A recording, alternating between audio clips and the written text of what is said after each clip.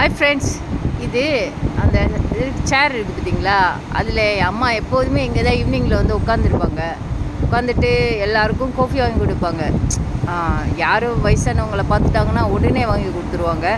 So இங்கே தான் உட்காந்து மீட்டிங் போட்டு பேசிகிட்டு இருப்போம். அப்படியே அம்மா ஜாலியாக பேசிகிட்டு இருப்பாங்க.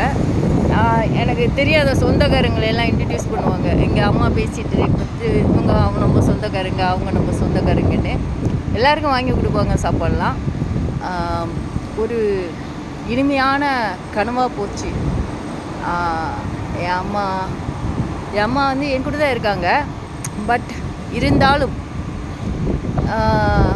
அம்மாவோட நினைவு சின்னம் என் அம்மா இந்த இடத்துல நான் வந்து கொஞ்ச நேரம் நின்றுட்டு போவேன்.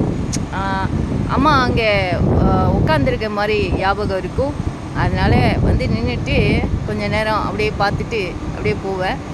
இது என்னோடய அம்மா ஈவினிங்கில் காற்று வாங்குறதுக்காக வருவாங்க இங்கே. ஸோ நல்லாயிருக்கும் இந்த இடம் அவங்களுக்கு பார்க்குறதுக்கு. அங்கே பார்த்தீங்களா? ஸோ நான் என்ன செய்வேன்னா, இங்கே அம்மாவுக்கு பக்கத்தில் இதில் வந்து அம்மா உட்காந்துருந்தாங்கன்னா நான் அதில் உட்காந்துருப்பேன். அம்மாட்ட வந்து ரொம்ப க்ளோஸாக போக மாட்டேன். ஸோ அம்மாட்ட பேசிகிட்டு இருப்பேன். ஸோ ரொம்ப க்ளோஸாக பேச மாட்டேன். அது கொஞ்சம் பயம், மனசுக்குள்ளே கொஞ்சம் பயமாக கலந்ததாக இருக்கும். மதருக்கு ரெஸ்பெக்ட் பண்ணுறது. ஸோ சின்ன வயசுலேருந்து அப்படி. ஸோ இதாக இருக்குல்ல, இதை பாருங்கள். இது வந்து நம்ம கிளாத்தை வாஷ் பண்ணுறோம்ல, துணி வாஷ் பண்ணுறோம்ல, வாஷ் பண்ணிவிட்டு நம்ம காய வைக்கணும்னா இப்படி தான் கம்பில் நம்ம வந்து மாட்டி காய வைக்கணும். இதை பார்த்திங்களா, ஹோல் போட்டுக்கல, அதில் எடுத்து காய வைக்கணும். நான்லாம் வீட்டுக்குள்ளேயே போட்டுருவேன், அவுட் சைட் போட மாட்டேன். இந்த மாதிரி கம்பு தூக்கி இந்த மாதிரி தான் தூக்கி போடணும் கம்பை. இஷ்டம் உள்ளவங்க போட்டுக்கலாம், இல்லைன்னா விட்டுடலாம். ஸோ இந்த இடம் வந்து என் அம்மா உட்காந்துருந்தது, எல்லோரும் வந்து பேசிகிட்டு இருக்குது.